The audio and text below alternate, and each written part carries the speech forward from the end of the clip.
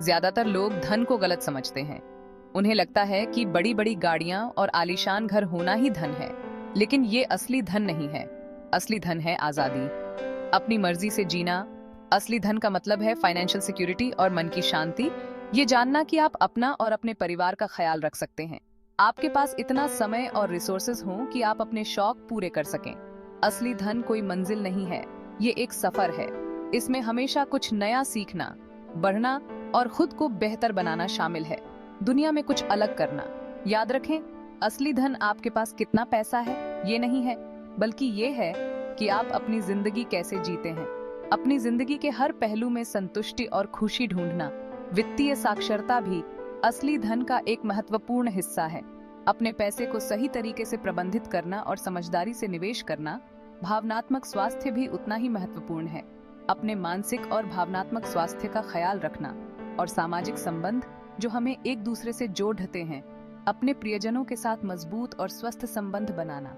असली धन का मतलब है हर दिन को पूरी तरह से जीना और हर पल में खुशी ढूंढना। पहले के जमाने में वेल्थ एक लग्जरी हुआ करती थी जो बहुत कम लोग अफोर्ड कर सकते थे। राजा महाराजाओं के पास अपार धन दौलत होती थी। आम आदमी जीने के लिए दिन रात मेहनत करता था। ज्यादातर लोगों के लिए जिंदगी एक संघर्ष हुआ करती थी। आज जमाना बदल गया है। टेक्नोलॉजी और इनोवेशन ने वेल्थ क्रिएशन के ऐसे मौके दिए हैं जिनकी कल्पना एक सदी पहले भी नहीं की जा सकती थी। आज एक आम इंसान का लिविंग स्टैंडर्ड भी इतिहास के ज्यादातर राजा महाराजाओं से बेहतर है। हमारे पास एजुकेशन, हेल्थ केयर और ऐसी सुविधाएं हैं जिनके बारे में हमारे पूर्वज सिर्फ सपने देखा करते थे। लिविंग स्टैंडर्ड्स में आया ये बड़ा बदलाव एक अहम सच्चाई दिखाता है। धन सापेक्ष होता है। जिन्हें आज हम बेसिक नेसेसिटीज मानते हैं, वो पहले जमाने में लग्जरीज हुआ करते थे। ये समझना बहुत जरूरी है, क्योंकि इससे हमें पता चलता है कि हम कितनी दूर आ गए हैं और आगे प्रॉस्पेरिटी की कितनी संभावनाएं हैं। असली धन पाने के लिए त्याग करना पड़ता है। सफलता का कोई शॉर्टकट नहीं होता। इसके लिए कड़ी मेहनत, लगन और अपनी गलतियों से सीखने की जरूरत होती है। आपको खुद में इन्वेस्ट करने के लिए तैयार रहना होगा।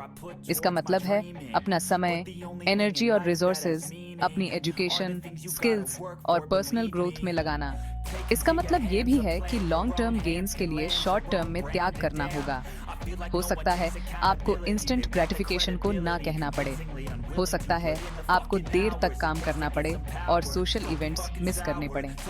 लेकिन याद रखें कि सबसे बड़े इनाम कंसिस्टेंट एफर्ट और डेडिकेशन से ही मिलते हैं। धन का रास्ता आसान नहीं होता, लेकिन ये हमेशा इसके काबिल होता है।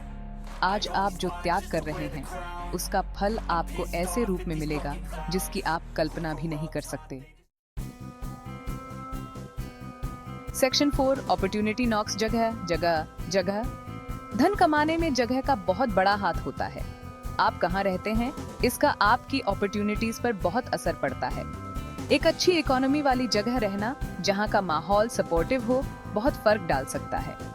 हालांकि जगह ही सब कुछ नहीं होती। इंटरनेट और रिमोट वर्क के जमाने में अपॉर्चुनिटीज अब जियोग्राफिकल बाउंड्रीज तक सीमित नहीं रही।